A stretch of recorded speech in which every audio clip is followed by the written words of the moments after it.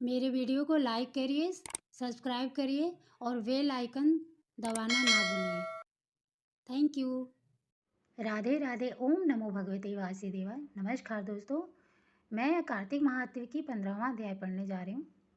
राजा प्रीतु कहने लगे कि हे नारद जी, भक्त वत्सल भगवान की पूजा का इतिहास सुनाओ। तब नारद जी बोले कि हे राजन, एक पुरातन इतिहास कहता हूँ, सो सुनो। पहले चौल नाम का एक राजा कांतिपुर में राज करता था। उसके राज्य में कोई भी दुखी, पीड़ित तथा दरिद्री नहीं था। सारी प्रजा अत्यंत सुखी थी। उस राजा के नाम पर उस देश का नाम भी चौल देश पड़ा। एक समय वह राजा बड़े बड़े मणि मुक्ताओं से भगवान की पूजा करके वही मंदिर पे बैठ गया। उसी समय उसी नगर के विष्णु शर्मा नाम वाले ब्राह्मण ने बहुत से तुलसी दल और जल से भगवान की पूजा की। उसके तुलसी दलों से राजा द्वारा भगवान पर चढ़ाए गए मणि मुक्ता आदि ढक गए।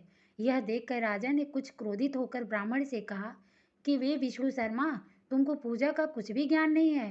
तुमने मणि मुक्ताओं से की गई मेरी पूजा की शोभा को तुलसी दलों से ढक कर समाप्त कर दिया है। तब विष्णु शर्मा कहने लगे कि हे राजन, तुम अभिमान से युक्त हो, इसी कारण भगवान की पूजा को नहीं जानते। ब्राह्मण की यह वचन सुनकर राजा बड़े गर्व से कहने लगा, हे ब्राह्मण, तुम स्वयं दरिद्री हो, इसलिए भगवान की क्या पूजा करोगे? क्या तुमने भगवान का कोई स्थान बनवाया या कोई यज्ञ याद किया है? मैं सबके सामने कहता हूँ कि देखे, भगवान की भक्ति करके तुम पहले स्वर्ग में जाते हो या मैं जाता हूँ। इतना कहकर राजा ने गूगल ऋषि को आश्चर्य बनाकर बड़े बड़े यज्ञ आरंभ कर दिए।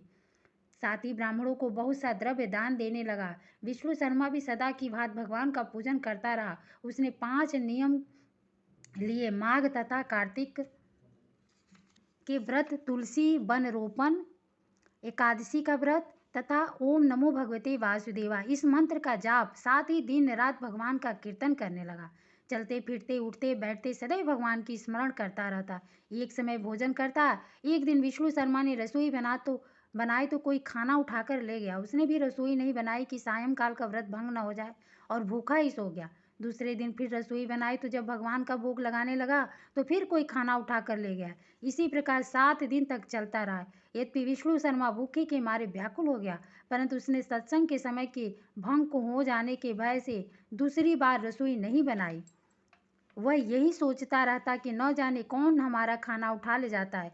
भक्तों के इस आश्रय को छोड़कर जाना भी उसने ठीक नहीं समझा। फिर सोचा, अच्छा आज मैं पूरी तरह ध्यान रखूंगा और देखूंगा कि कौन खाना उठाकर ले जाता है। ऐसा विचार कर वह एक स्थान पर छुप कर बैठ गया। थोड़ी देर में वह क्या देखता है कि एक अति दुर्बल चंडाल, जिसका शरीर भी केवल अस्थियों का पिंजर बना हुआ था, छिप कर आया और वहां से खाना उठाकर चलने लगा।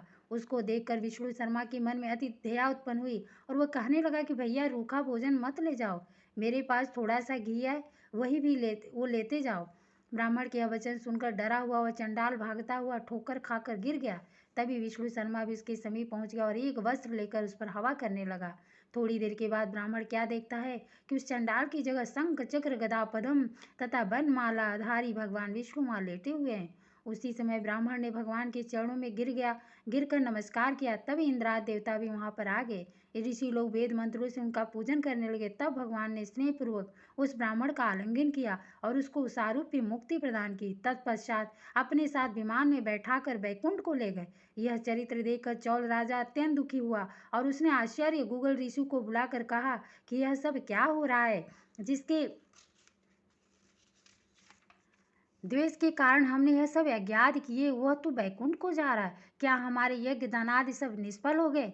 इससे यही सिद्ध होता है कि भगवान अज्ञात से नहीं, केवल भक्ति से ही प्रसन्न होते हैं। राजा आजीवन ब्रह्मचारी रहता था, इस कारण उसकी कोई संतान नहीं थी। हेतु वो अपना सब राजपाट धन आदि अपने भांजे को सौंप कर भगवान मुझको स्थिर भक्ति दे, ऐसा कहकर अग्निकुंड में कूद गया। यह देखकर गूगल ऋषि ने क्रोध में आकर अपनी शिखा चोटी उखाड़ ली। तब से अभी तक चौल देश में भांजा मामा का उत्तराधिकारी होता है, और आज भी गूगल गोत्र के ब्राह्मण सिर पर शिखा नहीं रखते।